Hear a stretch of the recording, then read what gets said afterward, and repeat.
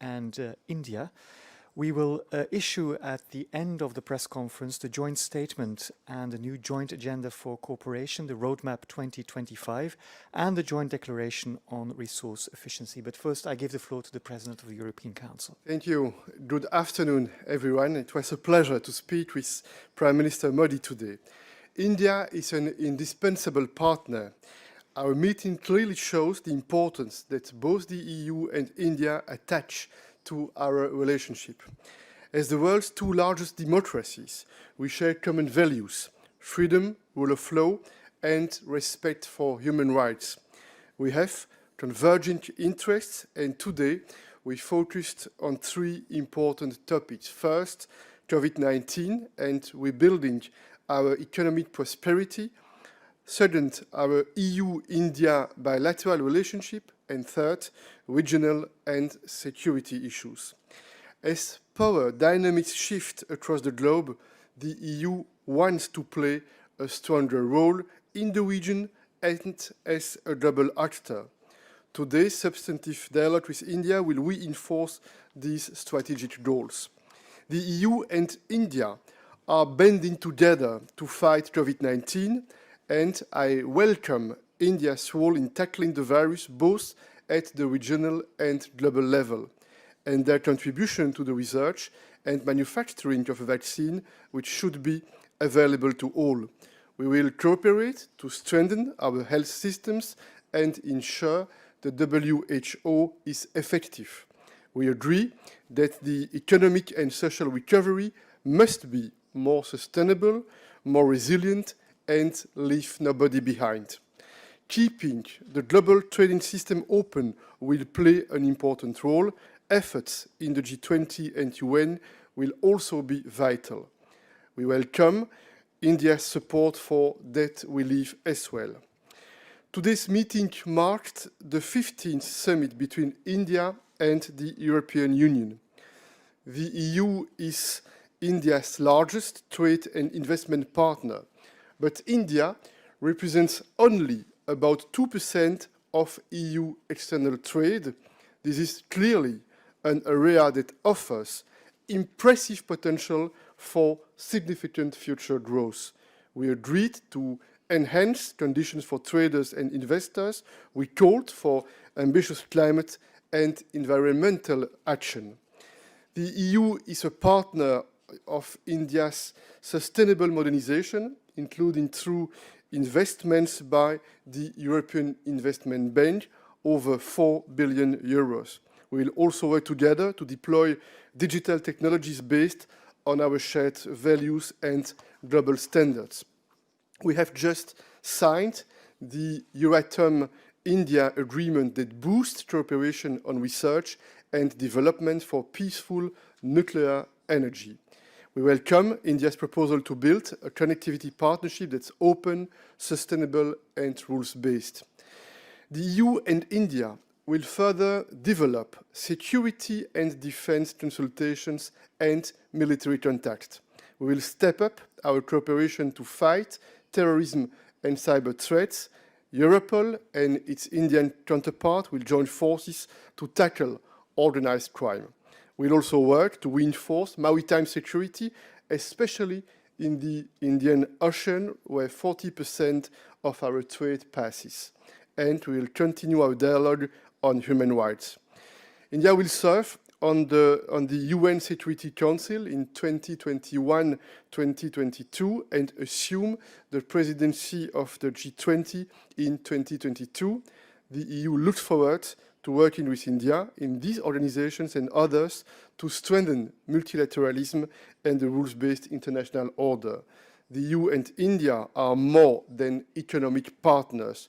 We are political partners, committed to peaceful resolution of conflicts, security, and rule of law. Today's meeting clearly showed that both the EU and India want a stronger strategic relationship for the future. The concrete commitments we made today reflect this strong and clear ambition. India can count on the European Union, and we count on India to be a key partner. I thank you. Madam President. Yes, thank you. Indeed, today our main message has been that the European Union stands by India as friends and partners. And I want to focus on the other topics. Indeed, of course, our joint focus continues to be on slowing the spread of the virus worldwide and saving lives. But we've also discussed the necessary steps to modernize the global economy. And there, of course, climate action and the green transition must be at the heart of our economic recovery, both in the European Union and in India as well. You know that the European Union has committed to its European Green Deal. However, we are completely aware of the fact that at the global level, we will not make a difference unless we work with partners like India. And therefore, we explained our objective to reach climate neutrality by 2050, to modernize our industries, to rethink our energy mix. India is very strong on solar energy, for example, to engage in a circular economy, and to ensure that the transition is just and fair for all our citizens. We strengthened the fact that our global economic recovery provides us with a huge opportunity to invest now in modern, in clean, and in healthy economies, allowing us to reach long-term climate goals. And we raised with Prime Minister Modi, of course, the fact that this means making tough choices, such as phasing out of coal, but it is a unique opportunity now to step forward. So very good is that we agreed that we will be able to convene a specific climate change dialogue. This is a nice deliverable of this summit, to discuss in this climate change dialogue how to strengthen our cooperation in the areas of solar power, in the area of offshore wind energy, resource efficiency, and of course the circular economy. Another topic was the digital transformation. India is a natural partner for the European Union in this respect. We share a human-centric approach. This means using secure digital technologies to improve the quality of life of citizens, but at the same time respecting privacy and individual freedoms. And our cooperation with India in this area is already flourishing, but there is still a huge potential for stronger cooperation. So I confirm to Prime Minister Modi our willingness to share our experience in data protection legislation. We think that a convergence of standards would greatly facilitate the data flows between us. Likewise, we are looking forward to engaging with India on the deployment of trustworthy artificial intelligence. India has hundreds of thousands of highly qualified graduates in the digital and the computing sectors every year. And if we can bring together our complementary resources and the opportunities, we can achieve much more. The same goes for developing common global standards when it comes to secure 5G deployment or our joint work on high-performance computers. All these have been topics we've been discussing during the summit. And a third point I want to focus on is trade and investment. Of course, as with all global supply chains, avoiding market access barriers and ensuring fair and transparent competition remains essential. We raised that topic too. I have proposed to the Prime Minister that we engage in a high-level EU-India digital investment forum in which our business leaders can discuss concrete opportunities for cooperation and issues of concern. And today, indeed, has given us an opportunity to address the untapped potential of our trade relationship, as Charles just mentioned. The European Union and India are two of the largest economies and markets in the world.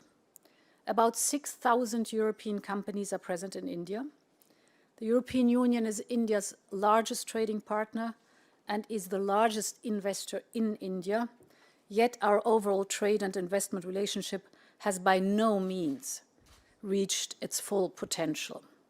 And therefore, it is very positive that today we have established a high-level trade and investment dialogue. So on the level of the minister and the respective commissioner here at the European Union's level. It will address multilateral issues, and it will look to advance towards both an investment protection and trade agreements.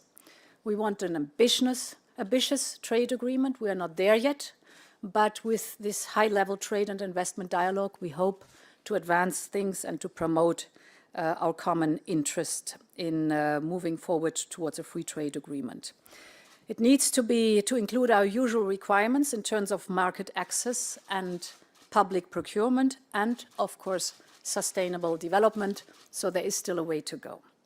Let me conclude by stressing indeed that the European Union and India are the world's largest democracy, and we must work more closely to promote and protect our shared interests based on effective multilateralism, based on the rule of law and human rights.